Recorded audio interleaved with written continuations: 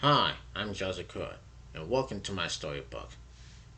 Today, this is the part 10 of this book called TDGs Before You Do. I'm going to continue to read this book starting page 145.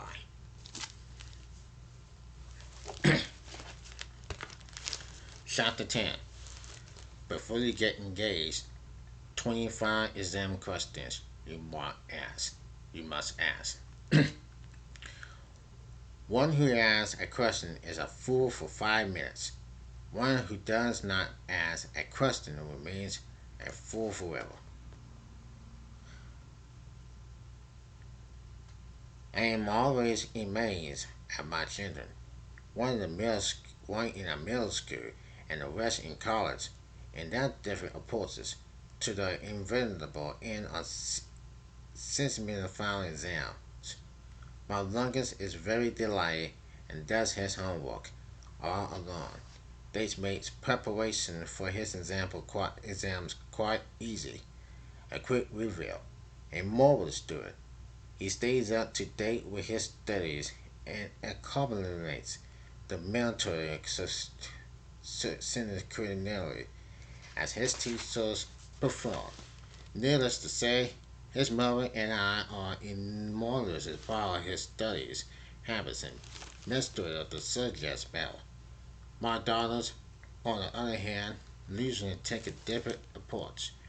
They get their work done throughout the system, but almost always pull it all nada to get the paper written on the project completed. Similar, the approach to final exams is to wait until the night before and begin cramming in 15 weeks worth of information into the new few hours of bite-sized nuggets. As much as I try to discourage the support, they usually score high marks and this demonstration that their system works just as well as their own discipline, slimness, along learn not to argue with them and to be just as proud of their in modeling and inspired efforts as I am their brothers consistently. Whatever was, I just grateful that any of them study at all. Dating for dummies. One of the stories that I see my children using in preparation for their final exams is clip notes. As long as they do not use these little booklets as a substitute for reading the preliminary material, I don't object and can't even see the value in having a consensually focused similar summary of the key points. Another study that my daughter showed me is the For Dummies series, an overview of a complex topic broken down into bullet points that are accessible to hand to the average student. If you will imagine your decision to make a lifelong commitment to that special someone as no final exam, the ultimate test as far as relationships go, then I would like to offer you an assessment study guide. I hesitate to call it dating for dummies because there's nothing dumb about waiting to know another person as thoroughly as possible before it's trusting or dismisses of your life to them. And whether you've been studying all along for this major evolution of your IQ, or whether you fail a few puzzles and find yourself scrambling for the final. I have studies. I have some study tips that will ensure your success. Specifically, here are 20 questions that you must ask yourself and your special someone. Regarding the answers to them, there is no one right. There is no one right way to answer.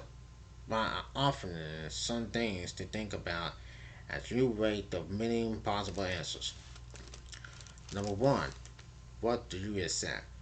Perhaps no other question is so critical to the successful your relationship. While expectations reveal themselves over time, it should also be the focus of direct, candid conversation between you and your beloved.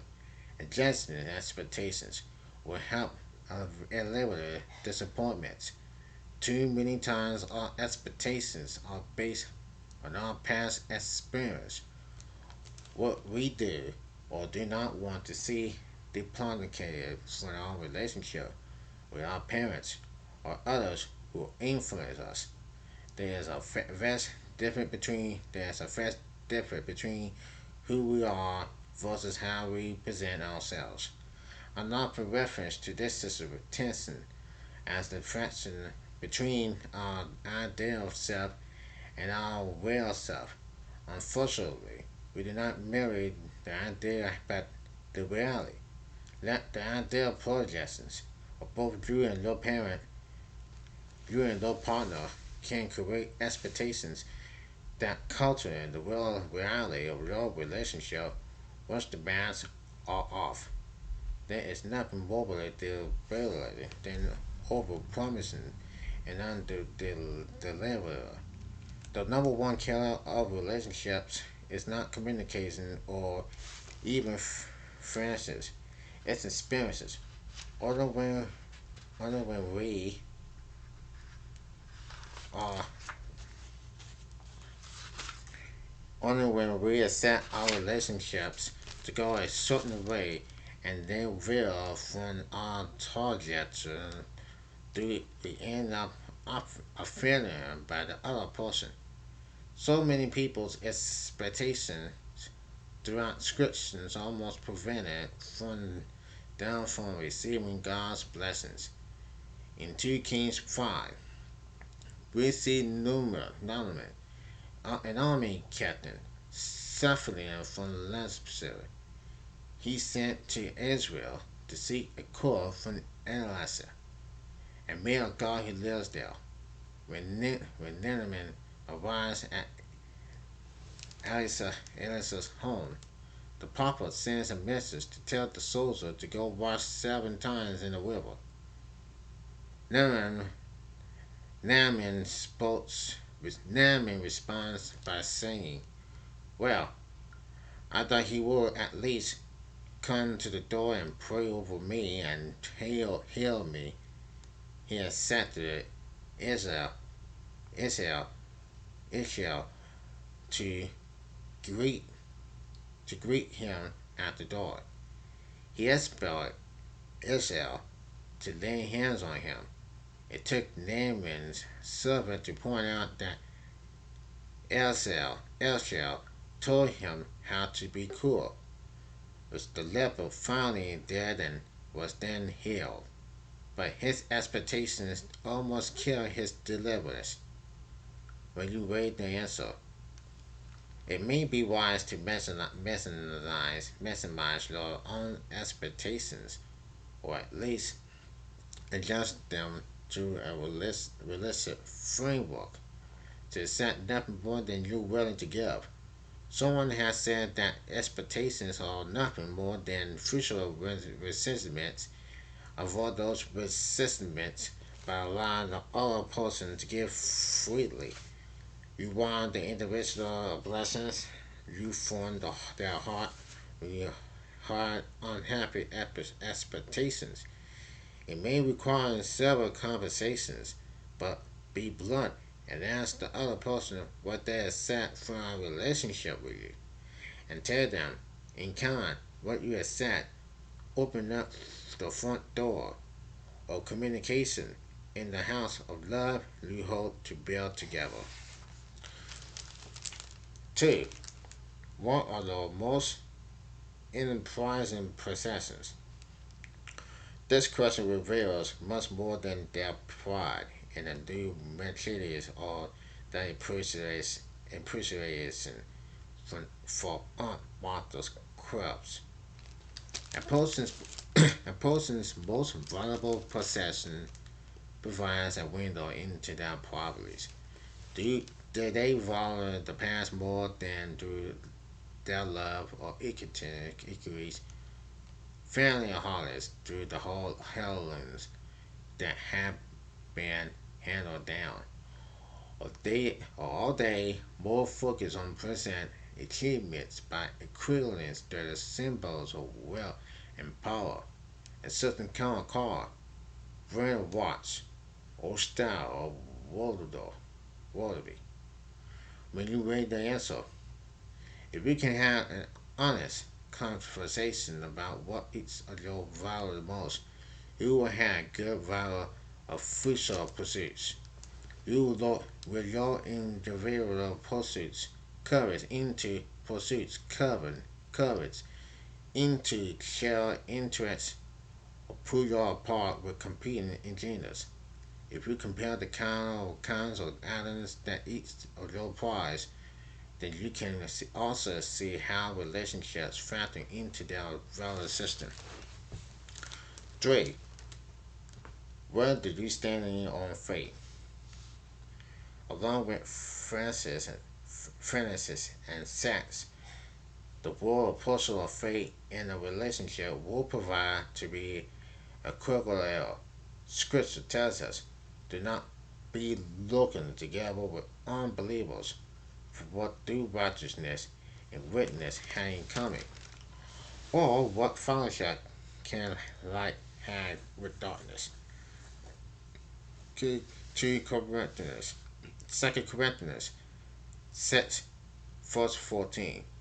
It's not that the two of you must hold independent views and practice your faith in the same ways, but in most cases, you need to share similar views regarding the fundamentals of your faith.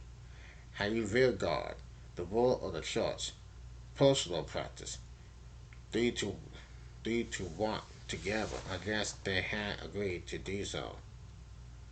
Amos chapter 3 verse 3. Will you read the answer? If the two are if the two of you are comfortable discussing issues of faith, then your attitudes and ability to listen are often more important than specific answers. But think about the role of personal faith, spiritual practice, and church practitioners presentation before you get too far into the relationship and realize that you're on separate paces is the vital error. Number 4.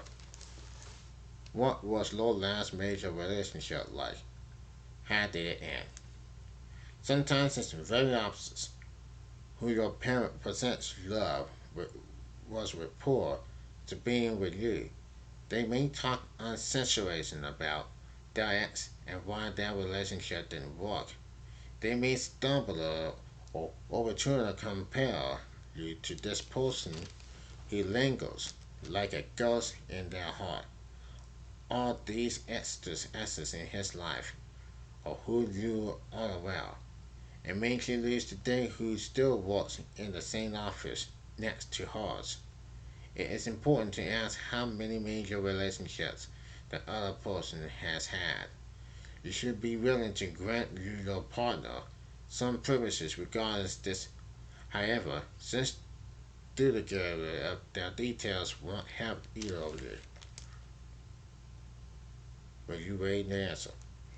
If the value of the excess exceeds the number of girls there being a dog, when you might have a serious problem. Similarly, if you are the first major relationship, then other issues need to be addressed. Number 5.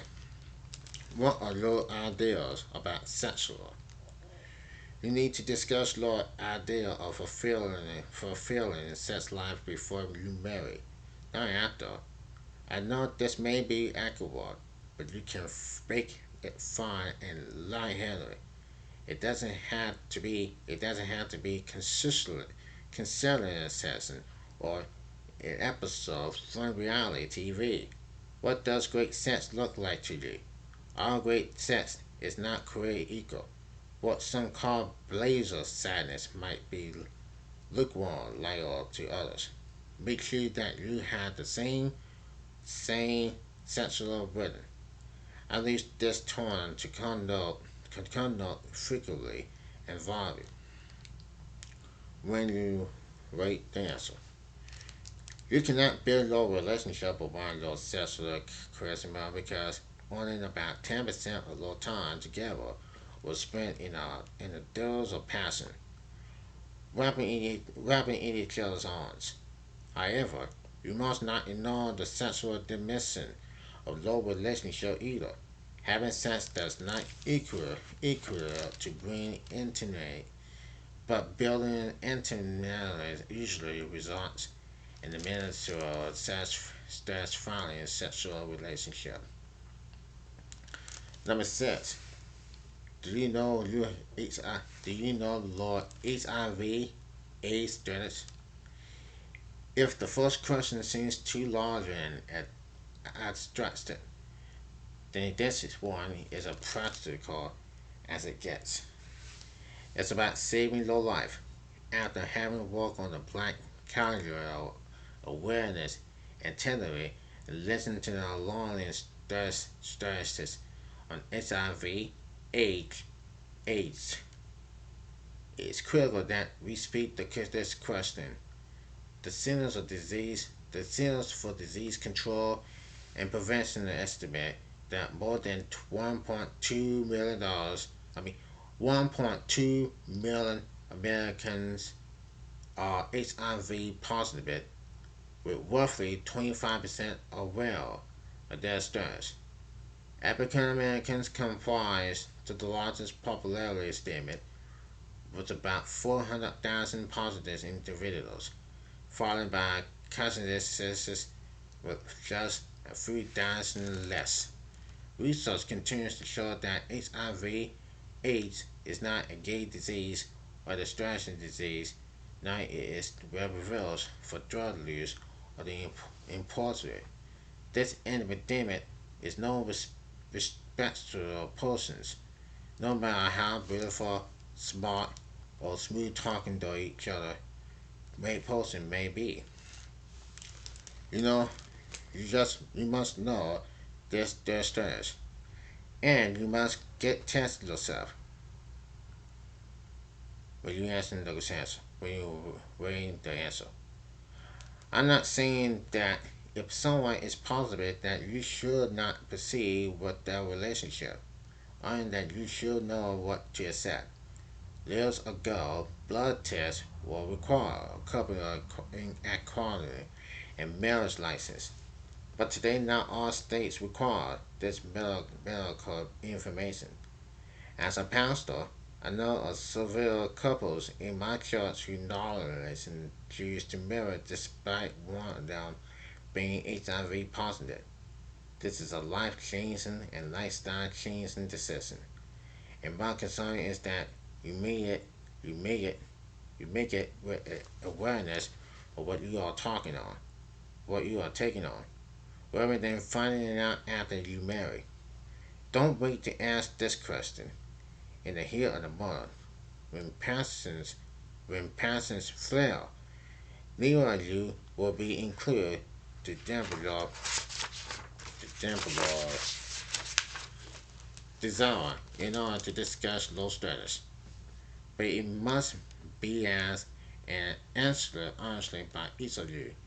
And if you all haven't been tested recently within the past 3 months, then you don't have a right to ask the other person until you have no results. Consider being tested together. 7. What are the secrets that you keep? Will you trust me to keep them too? No matter who you are or how volatile you live, everyone has secrets. They may be family secrets, dealing with statistics, dementia, or emotional abuse. They may be personal secrets, dealing with past relationships or present addictions. This is only to be asked or answered when matrimonial scenes in Millie. Never trust and trust with no secret. Will you wait the answer? This question more than any other provide the greatest indication of whether your marriage will make it over time. You must be willing to listen without judging the other person so that they feel safe enough to answer truthfully.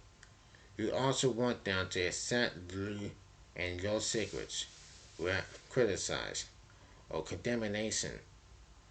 If couples are willing to confront each other, dirty laundry and all, then they can overcome most any circumstances that threatens them. Number 8. Have you ever been arrested and do you have a criminal record? Again, this kind of question is never easy to ask, and often it is the most Puritan together looking people who are one suspect, who never suspect, who indeed had a past record, even knowing his offenses. Being direct and frank about such matters can also prevent the keeping of secrets and simulating a change that might result from a less than perfect past, instead of hearing the news from someone else. If you ask the person directly, he or she can then ascertain the situation. In example, perhaps the arrest occurs and they'll leave before they give up drugs and strengthening their life. Maybe they were the one in the wrong place at the wrong time and ended up being trapped by a cross. Regardless of their retaliation, if you are planning to spending the rest of your life with this person, you deserve to know all of them, including the shadows. Wireless color. You raise the answer.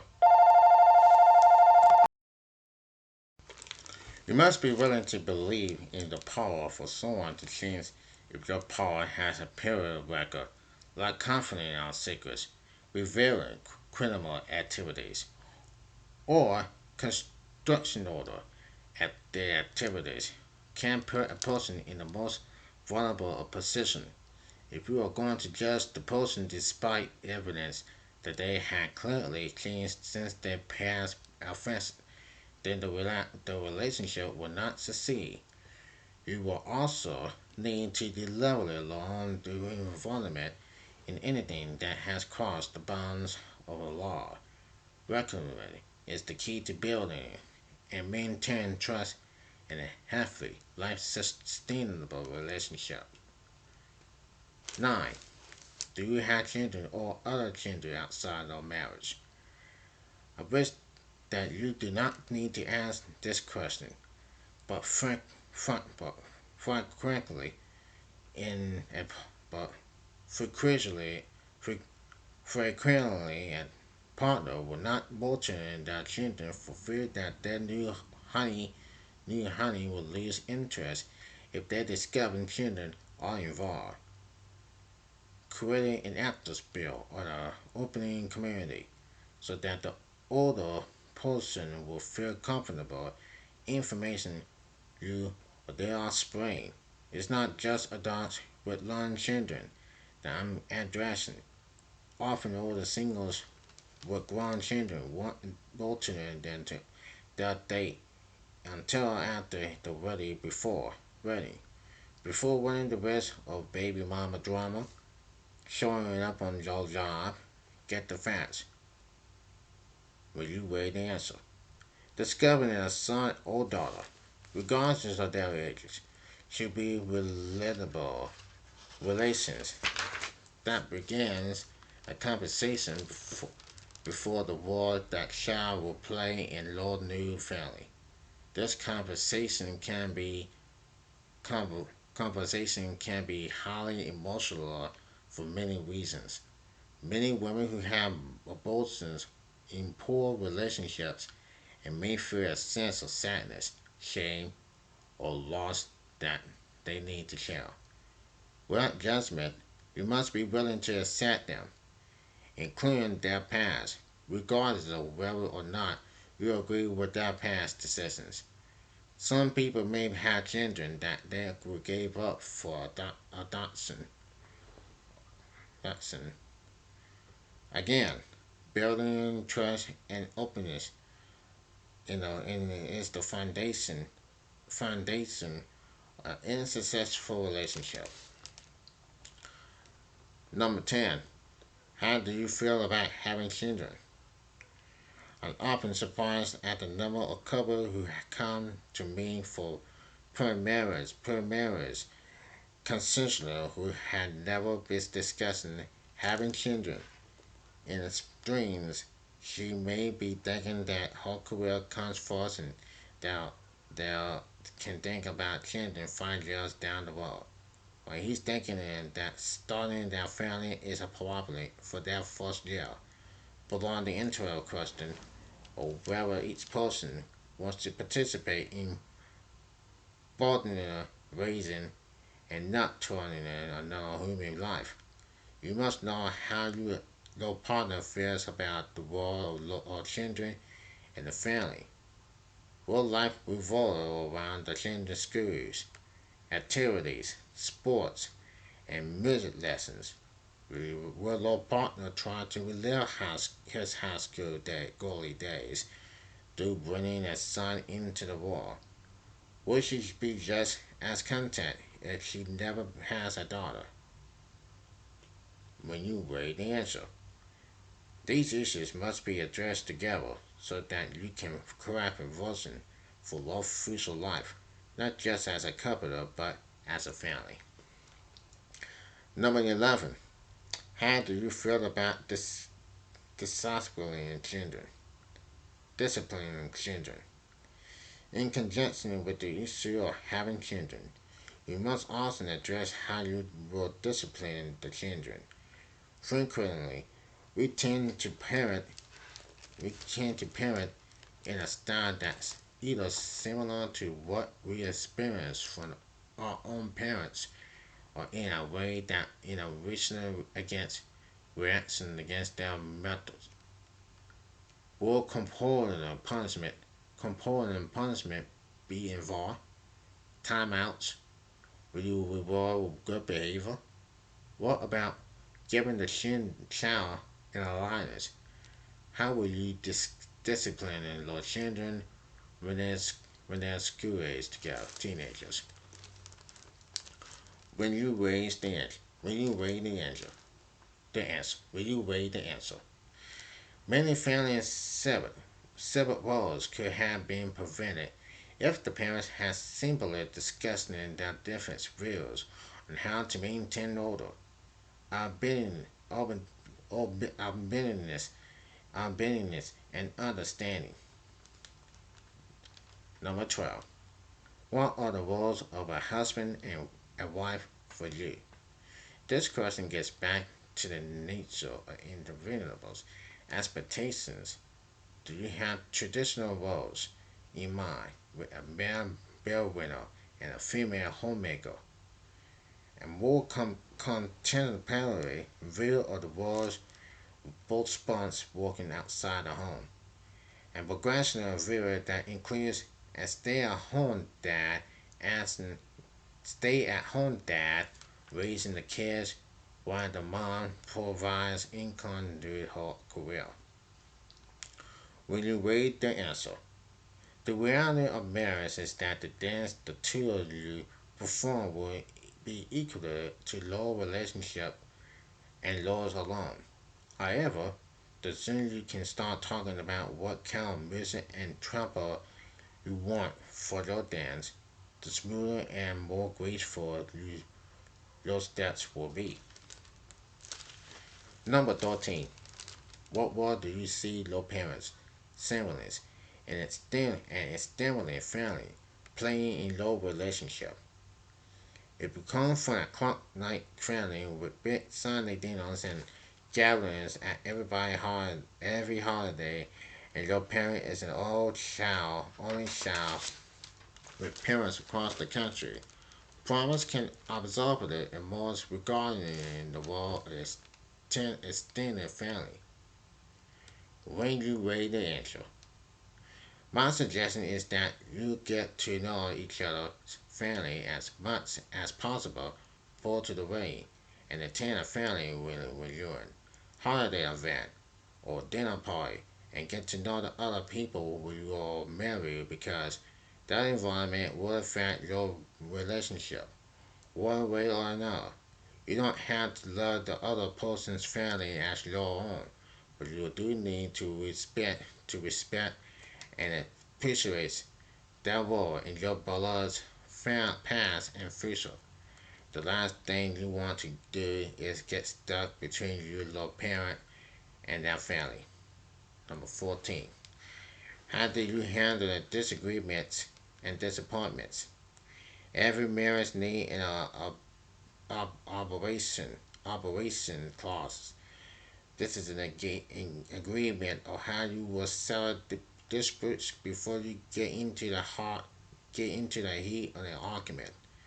Will you allow a cooling off period of 24 hours before continuing the conversations?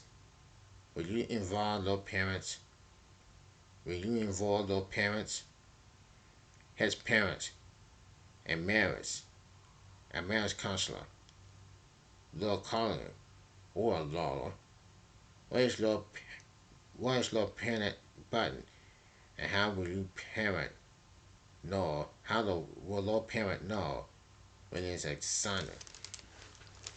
Will you win the answer? If you are going to learn how to fight fair and overcome the common stones or conflict, then you must discuss the rules and ahead of time. For instance, you should both agree that arguments are not meant to be had in front of their children or in a public scene. It's best to discuss the rules and posture tenderness, exploding, withdrawing, before you need them in the heat of the angry moment or conflict induction circumstances. For most, for most, you must realize that you will disagree at times. The key is knowing how you will handle it so that both parties feel hard. This is the key to fair fighting in a relationship, not being right or wrong. Number 15. What is your version for this family?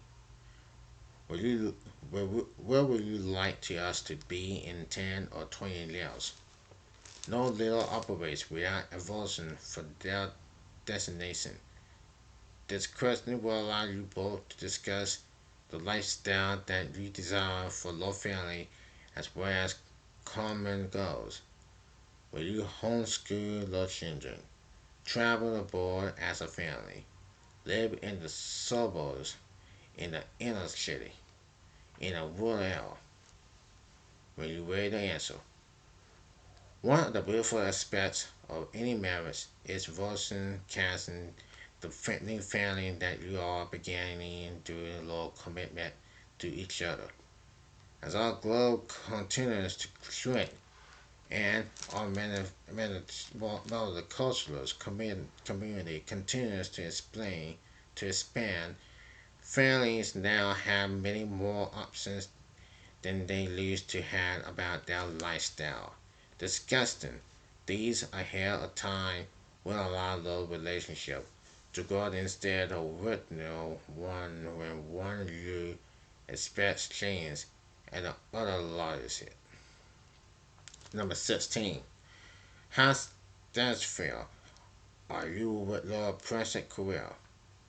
Most of us fluctuate in our job stress friction levels on any given day, and this is perfectly normal.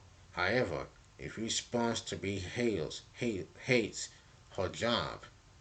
hates her job and can't let her voice, feels, and frustrations at the office, that you will be better the block or her satisfaction. And here's the process, the transportation out sales into intermediate education. Then this will mean a change in fashion as well as lifestyle. When you read the answer, often you can help each other discover a more fulfilling career in two simple ways. One, one being a soundboard for one another as you example your relationship with your parents importantly. And two, encourage each other to pursue what you are called to do. 17. What is law debate to income rhetoric? If you had even purchased a home, then you know that one of the key numbers is fractional law purchase is law debt to income rate. This figure is calculated by dividing your monthly debt payments into your monthly income. Most financial experts will recommend that you lower water be 36% or less, and this is, in fact, the cutoff number for many modern leaders. And water that is higher than 40% indicates serious issues about how the other person spends his or her money. When you read the answer, if your special someone has never calculated their debt to income ratio, then this information in itself tells you an important clue. We when you discuss each other's ratio, you have a natural springboard to discuss such as issues as budgeting impulse, purchase, financial purchase, savings. You may want to ask if the person has ever declared the bankruptcy, either personally or professionally. Not saying what he or she spends money on will also estimate the critical category on complementary that she had a newly personal outfit and fresh and brutalizes hair on each day. Does he drive a top of the line car and have the latest election gadgets? It's not that a sheet spitter and a big spider can't fall in love and marry successfully. They simply need to know each other's habits and performances before that first month's bill was in. Number 18. Is there any need or desire for an permanent agreement? You may want to include this question in your discussions or premises,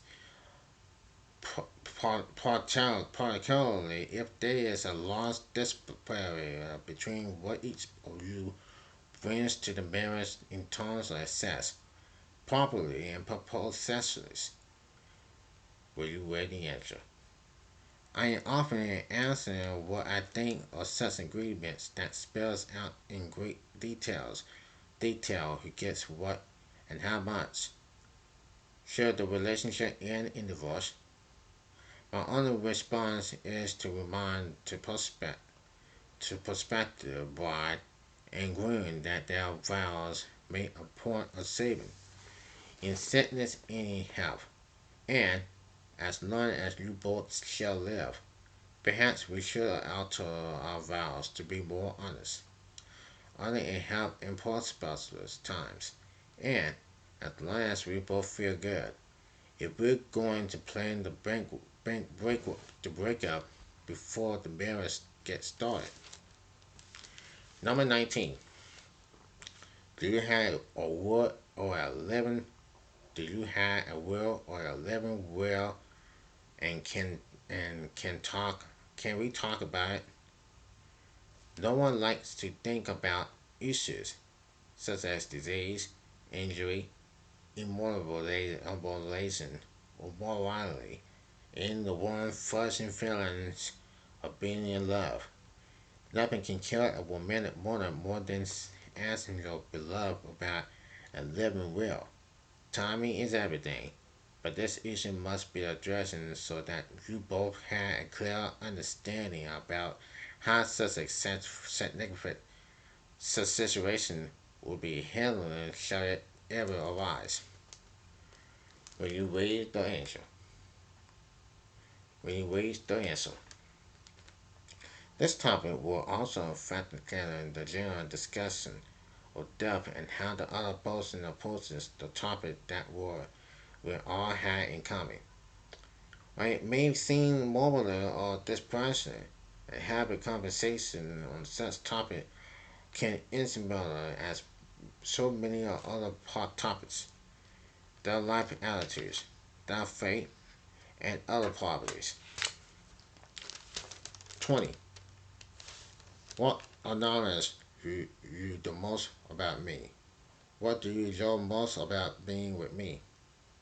As much as you and snuggling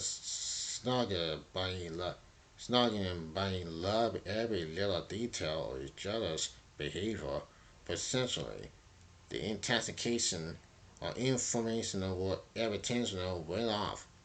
You don't want to experience a relationship handed over by discovering love, how much Lord beloved hates the way you crunch your vegetables, or goes ballistic when you don't balance the checkbook. Being up front and honest with each other about your differences provides a happy, safe environment for future tensions. It also allows you to each to address areas we can improve for the sake of the other person. Whether that means leaving the toilet seat down or attending to personal grooming habits. When you read the answer, you will also have a clearer idea of what can change and what's going to be the same on the other side of marriage. Never enter a relationship is similar that the other people will change for you. Instead, learn as much about the other person as possible so that you know what you're getting into before he leaves the toothpaste cap off, or she hangs her pantyhose all over your boundary. Asking questions and revealing secrets. Sometimes we avoid asking essential questions about beloved because we are afraid to hear the answers. Once we hear the truth out loud, it may confident our worst fears, and then it's harder to move forward together pretending we don't know the truth. It's not always easy to ask about support a person's sexual history or whether or not they had a criminal past, but essentially these are critical concerns. Sure, the answer can be embarrassing for you and your partner, but it will be more uncomfortable later if you are keeping secrets that are suddenly revealed in an unpleasant or public way, or if you had to hear the information about your loved one from someone else. If there are significant issues in your past that you know your partner should know, it's better to reveal them up from them to have them find out later. If you reveal something different and your partner walks away, consider yourself lucky to know how they feel to feel up front. It is important that you understand that there is no right or wrong answer. I often have seen couples who marry someone who have HIV positive, and together they build a great life. I have seen those who join together in spite of the fact that or both of them have bad credit. It doesn't mean that you can't make it, but I'm saying you don't want to go into marriage in the dark about these and other important issues. Creating a safe atmosphere for people to be honest requires some effort and sensitivity. No one is going to be open with a snapper. So don't come into judgment but to understand and listen. If you are willing to if you are not willing to be a safe place for people to be transparent, then you haven't ready for a relationship anyway. Even if you even if you make the decision not to pursue a relationship with them, you can still be a good friend to them and at the very least respect their privacy by not sharing what they share with you in confidence. Most people are anxious far more for someone they can trust than they do for someone they only with slept with. This list is by no means unprecedented, but it will provide you with much of the critical data you need in order to proceed into a lifelong commitment with another person. If you're willing to do low R&D work and get to know the person below and below the surface appearances and will matter emotions, then you will be on the way to mastering the basis of a happy relationship. Ask these questions now and you will know whether or not they pass your final exam before you will embark very far along on the road to saying I do. That's the end of this chapter 10 in this book through 162. So now we're on page 162. Tomorrow we're doing the 11th chapter of this book called Before You Marry. That's the end of this part 10 of this book called The TDGs Before You Do. Let's do it again tomorrow. Until then, I'm Joseph Crudup.